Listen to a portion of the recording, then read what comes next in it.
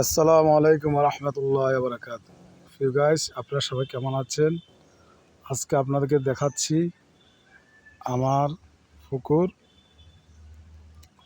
এখন সিজন হচ্ছে বর্ষাকাল। আমি যখন বাড়িতে এসেছিলাম গত মাসের 17 তারিখে, তখন পুকুরে পানি অনেক কম ছিল। এখন কানায় কানায় পূর্ণ হয়ে গেছে। এখানে মাছ আছে এই পুকুরের ভিতরে। অনেক পানি এই পুকুরে পানি কখনো শুকায় না। এখন দেখেন বৃষ্টি হইতেছে, আসমান মেঘলাচ্ছন্ন, খুবই সুন্দর।